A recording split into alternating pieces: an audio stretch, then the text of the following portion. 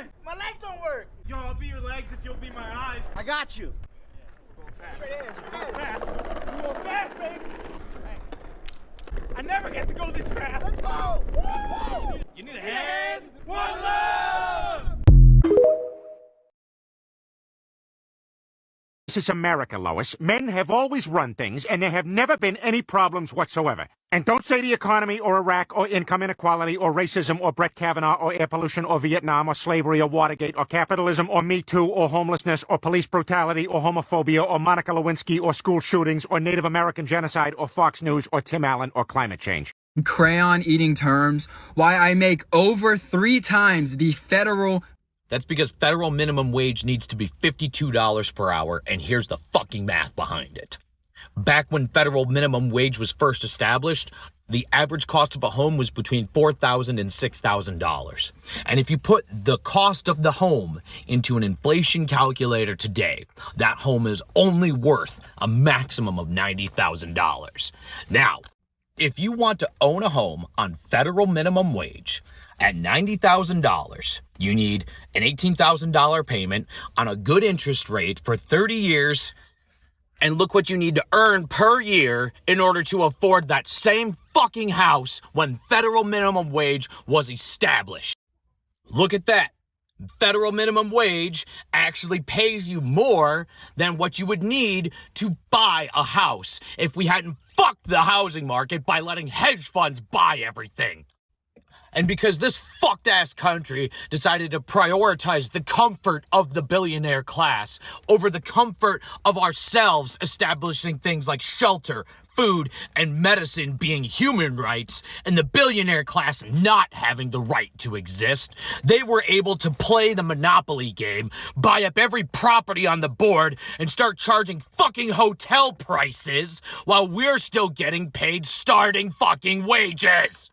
So now to afford that same fucking home because a bank was able to sell it to a hedge fund who was able to sell it back to you for profit, now you need to make $52 fucking dollars an hour just to own a home. Billionaires should not financially exist. You pay the price for their fucking yachts. Know your place. Class solidarity is the only way out. It's not left versus right, it's up versus down. Can anyone else not stop saying oh like that one white lady? Oh! I can't stop saying yippee like that one little German boy. Yippee! Are you ugly or have you just subscribed to white beauty standards? Are you stupid or have you just subscribed to white intellectualism? Are you incapable or have you just subscribed to white ideas of productivity? Are you lazy or have you just subscribed to white definitions of productivity and value? It's time to reframe how we think of each other and ourselves, because you're not doing as bad as you think you are. You're amazing. You just have to decolonize that mind.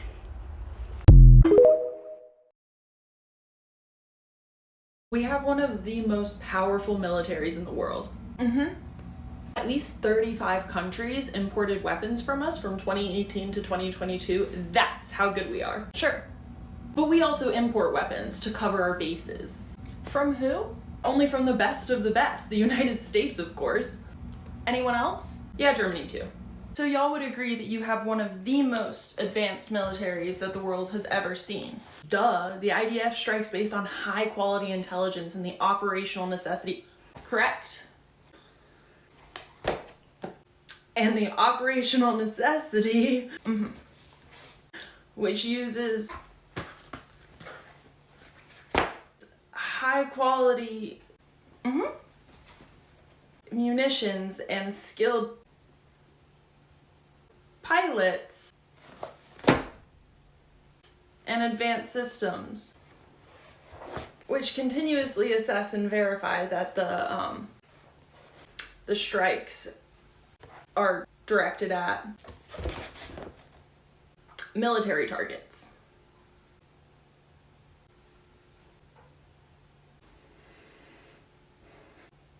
Not that again. Again? Are you saying that this wouldn't be the first time that you have specifically targeted humanitarian aid?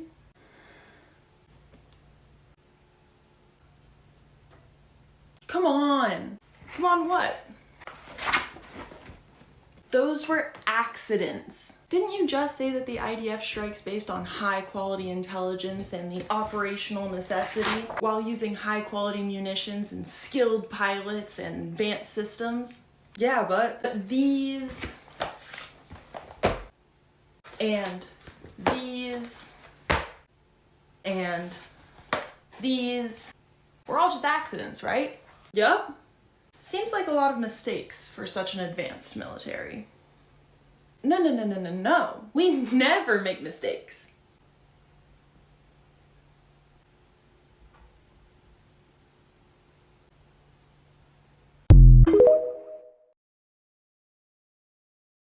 Alabama, Alaska, Arizona, Arkansas, California, Colorado, Connecticut, Delaware, Florida, Georgia, Hawaii, Idaho, Illinois, Indiana, Iowa, Kansas, Kentucky, Louisiana, Maine, Maryland, Massachusetts, Michigan, Minnesota, Mississippi, Missouri, Montana, Nebraska, Nevada, New Hampshire, New Jersey, New Mexico, New York, North Carolina, North Dakota, Ohio, Oklahoma, Oregon, Pennsylvania, Rhode Island, South Carolina, South Dakota, Tennessee, Texas, Utah, Vermont, Virginia, Washington, West Virginia, Wisconsin, Wyoming. This is the tale of the three sisters. For many Native American tribes, we believe that corn, beans, and squash are known as the three sisters. They grow together in harmony. We eat them in things like three sister soup because they're a complete protein, and growing them together is beneficial for the soil. But this is the story behind all that. There once was three sisters that lived together in a field. They were all very different from each other, from how they dressed to even their sizes. The littlest sister could only crawl, and she was dressed in green. Second wore bright yellow. She had a way of running off with herself when the sun shone or the wind blew. And the third was the eldest, always standing so straight and so tall, almost guarding the other two sisters. And while they were so different, they were alike in one way. They were never separated, and they loved each other dearly. So they could never live apart. One day, a stranger came into the field, a little native boy. The three sisters saw him, and they watched him working with his arrow and his bow, and they watched him carve a bowl, and they wondered where he went at night. Late in the summer, one of the three sisters disappeared, the smallest one, and her sisters mourned over her fall. Once more, the native boy came to the field, and the two sisters watched over him. That night, the second of the three sisters left, the one dressed in yellow. Now there was only one sister left. Tall and straight she stood. She didn't once bow her head in sorrow, but she could not live alone. The nights grew colder and the days grew shorter. Her green shawl faded and grew thin and old. Her hair, once long and golden, got tangled by the wind. She tried to call for her sisters, but none returned. One day when it was season of the harvest, the little native boy heard the crying of the third sister. He felt sorry for her, took her in his arms, and brought him to the lodge where his family lived. In the lodge were her two sisters, who had been curious and left to see how the boy lived. Since winter was coming, they decided to stay with him. The sister in green, now grown, kept the dinner pot full. The sister in yellow sat on the shelf, drying herself. She planned to fill the dinner pot later. And lastly, the third sister, who was ready to grind meal for the native boy. And they were never separated again. If you haven't figured it out, the little sister is squash, which grows closest to the ground. The middle sister is beans, which grows next to and up the stalk of corn. And beans, as you may know, can be dried out and stored and used at a later date. And the last sister, with golden hair and a green shawl, that is corn, ready to be ground into meal. And the three sisters' tale, in Mohawk we call them Diohago, which means three sisters. This tale is also the story of three sisters soup. And while I'm from the Mohawk Haudenosaunee tribe, there are many tribes across North America that have a similar story and use variations of squash, corn, and beans in their cultural dishes, all relating back to some version of the three sisters story. A lot of you can't grapple with the fact that the black community commits a disproportionate amount of crimes in America. Y'all give people like this too much attention, but here goes nothing. Number one, if black people are only 13% of the population, but 81% of the time when a white person is killed, they're killed by another white person, how in the hell can you conclude that black people commit the most crimes in America? Number two, you keep on bringing up this homicide rate, racializing it about a black thing. The red represents black people. This comes from the National Registry of Exonerations. We see that not only homicide, but all crimes, black people make up the majority of the exonerations. Let's keep on going. Number three, African Americans who are convicted of murder are about 50% more likely to be innocent than any other convicted murderers and spend a longer time, even if they're innocent. Number four, you say that black people commit the most crimes in America, but white people are most likely to commit a mass shooting or domestic terrorism, and I guess you don't care about that, huh? Number five, y'all stop tagging me in this woman's shit. She's not gonna respond to me because she don't want nothing with me, man. It was worth it. This guy on Facebook Marketplace was selling a cicada backpack, and I was like, oh my gosh. Time to trade. I have been raised for this. I really have. Like, all my art lessons I've ever had, I've traded for. Well, because it was a cicada, I proceeded to info dump a little bit about cicadas. Well, okay, honestly, it was a lot of info dumping. Like, I told him about their ribs and their wings and their life cycle and how there's the 13-year and 17-year cicadas emerging this year and how excited I am and how much I would love this backpack. Then I asked if he would like to trade, and he was a little intrigued because he said, okay, what are the options? And I was like, a jar full of snail shells. He was like, no. And I'm like, wait, but they're cool. Then I told him all about snails. It was pretty great. And eventually he was like, you know what, sure, I'll trade with you. And I was like, fabulous. And he also said he did not need to know that snails can have 20,000 teeth. But I got the cicada backpack. It's amazing. I'm so excited. And he has a jar full of snail shells and a lot of cool facts. I've done things like this my whole life. So one time when me and my brother were little, we wanted to upgrade our lizard tank, and we found someone selling a 4 foot by 2 foot tank, and we were like, well, we only have like $15. It's time to trade. We traded a sword for it. It was pretty great. Don't care about any of this, but what about the you can't be trans and bi dude? I just need to know his thought process behind that comment. You may or may not be surprised at the amount of people who genuinely can't comprehend that trans people have a variety of sexualities. I get a slew of comments either asking why I would be bisexual and trans, or just outright stating that I can't be bisexual and trans. Bisexuality is questioned by ignorant people a lot, and usually the narratives are either trans men are just confused lesbians who are trying to escape homophobia, or trans men are just confused straight girls who are trying to be special. Since bisexual people don't cleanly fall into either of those narratives, conservatives get genuinely upset at my identity because they can't figure out how to invalidate me. A lot of people cannot fathom the idea that trans men have a variety of sexualities and experiences, just like every other person. Whenever I say that I'm bi, people get so confused because they can't understand why I would transition and still date men. The thing is, I've never met a trans man whose sexuality even had a minimal role in their decision to transition. Trans men can be gay, straight, bi, pan, ace, or whatever other sexuality because they're still people. To anyone out there who is still confused about that, just keep in mind that a trans person's identity doesn't directly impact you. If you want to know more about a particular trans person and you're close enough to ask them, just be respectful and most of us won't be offended. With all of that in mind, have a great day everyone, and thanks for 1 million followers. Did you guys get to see the clips today, by the way? Last year, my dad and I made a video that went viral, and y'all thought we were making snow blinders for my dog.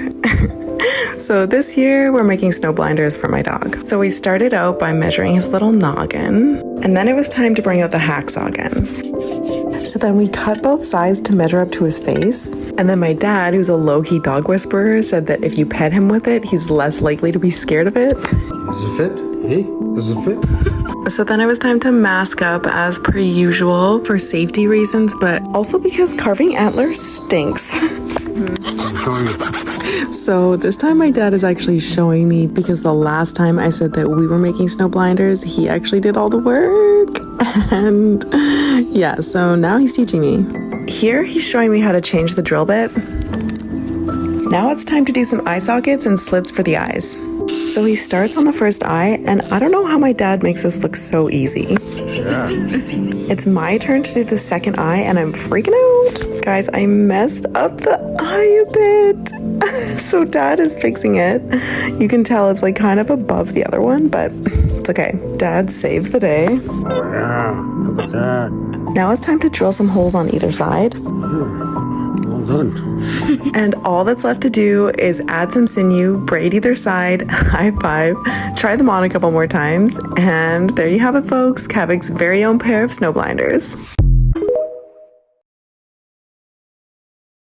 Elon Musk is a white supremacist.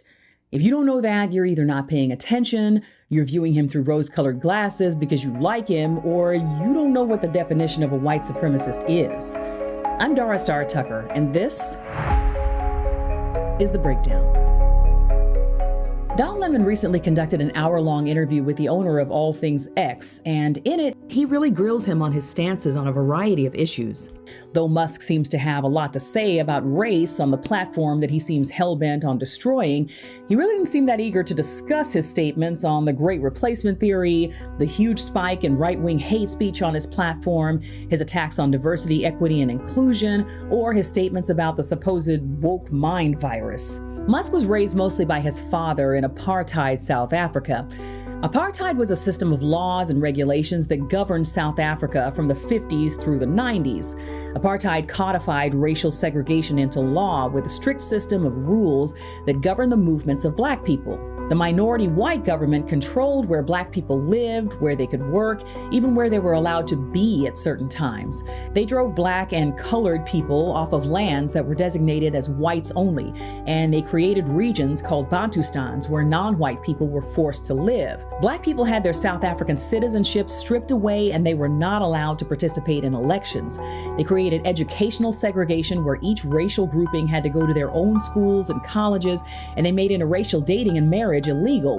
And the Indemnity Act of 1961 made it legal for police officers to commit acts of violence and to torture and kill people with total impunity. So that's the environment that Musk grew up in. It would have been nearly impossible for him to have any close friends or associates who were black or brown. He was taught that black and brown people were inferior, to the point that a whole system of laws had to be created to keep him separate from them. And this clearly informs a lot of the ideas that he embraces now that he's become the richest man in the world. You would think that someone like him would have taken advantage of the opportunity to expand his worldview over time, but he seems to be growing more and more entrenched in his provincial mindset where race is concerned. All this makes you wonder what his upbringing must have been like.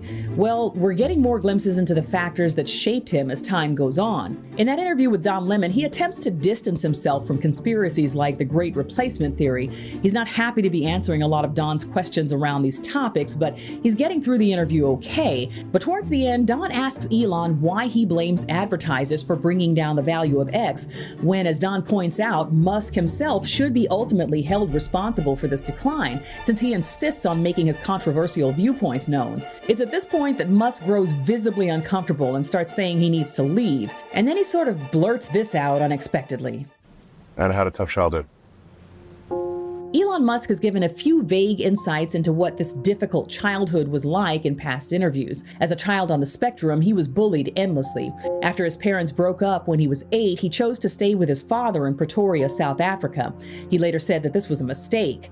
His father, Errol Musk, is an engineer turned real estate developer who married and had children with his stepdaughter. He was reportedly abusive to Musk's mother, and he treated Elon and his siblings horribly. In a 2017 interview with the Rolling Stone, Elon Musk describes his father as a terrible human being. But one thing Elon seems to have in common with that terrible human being is the belief that if he and others like him don't commit themselves to having as many children as possible, there will be a total civilization collapse. 78-year-old Errol Musk is the father of 7 children, 3 with Elon's mother, May, 2 with his ex-wife, and 2 more with her daughter. His youngest is just 2 years old. He says that men need to be having as many children as possible, and that if he could find another woman under 35, he'd happily have more children. This echoes what seems to be Elon's philosophy around single-handedly repopulating the Earth. Elon, who has 10 children that we know of, has made no secret of the fact that he feels that people aren't having enough children. But not just anyone should be having children in his estimation. According to him, too many good, smart people have been told that the population growth is out of control and they aren't having enough babies. And while the world's overall population is not growing nearly at the rate that it was during the population boom of the 20th century, the idea that this represents an imminent risk to society is completely unfounded. The truth is that while the population in places like Europe, South Korea, and Japan are rapidly declining, the population in sub-Saharan Africa will almost double by 2050. India's population will grow by over 250 million people in that time. They'll eventually surpass China as the most densely populated country in the world. So it's not that people aren't having enough children, it's that the right people aren't having enough children, according to Musk. This all goes back to something called the Great Replacement Theory that's repeated often by members of the far right. There is an attempted cultural genocide going on in America right now. The left wants us to be ashamed of America so that they can replace America. It used to be a fringe theory, but thanks to folks like Tucker Carlson and platforms like Elon's Twitter X, the theory is being mainstreamed quickly. It all rests on the idea that immigration policies are intentionally being loosened to facilitate the browning of traditionally white countries. Proponents of this conspiracy theory will often use language that refers to undocumented immigrants as invaders and broadly cast them as criminals who must be feared and driven out. A quick perusal of Musk's X feed shows you just how much time he apparently spends thinking about how brown the country that he immigrated to is becoming. When he's not boasting about how his companies are supposedly saving the world, he's reminding you that the illegals are invading in record numbers and must be stopped, at the same time that he's warning against dwindling population numbers and telling all the smart people to have more children. Yeah, something's not adding up. Now, there's no doubt that his right-wing political leanings have a lot to do with his fear of the wrong kind of people becoming a majority in this country. The video that he recently pinned to the top of his Twitter X account lays this out with just the right amounts of alarmism and disinformation. The Democrat open borders plan to entrench single-party rule, explained in under 2 minutes. 1. Flood the country with untold millions of illegals by land, sea, and air from all over the world. Enough to eclipse the populations of 36 individual U.S. states so far. But to attempt to separate the political fears from the racial ones is really a fool's errand. The political aims that people like Tucker Carlson and Elon Musk are trying to preserve are inextricably tied to their beliefs around the superiority of white people. And of course, their concerns about preserving the patriarchy, heteronormativity, and national identity are wrapped up in there as well. For further insight into Musk's views on the outdated eugenics theory, I would suggest watching a video produced by my friend Garrison Hayes for Mother Jones magazine called Elon Musk Keeps Spreading a Very Specific Kind of Racism. All of the indicators for Elon Musk's very obvious white supremacist views are right there in plain sight. He's made his platform into a safe haven where like-minded people have felt free to gather and affirm each other's views while sending the reports of hate speech on that platform up to 3 times what it was before he took over. He recently sued the watchdog company that reported on this and lost. But it's important to be able to recognize and call out white supremacist ideals wherever they appear, regardless of how they may be repackaged, reworded, or reframed for a new generation. And it's important to expose them for what they truly are, regardless of how rich and powerful the people disseminating those ideals may be. If you'd like to see more breakdowns like this, you can support my work by joining my Patreon at the link in my bio or in the comments.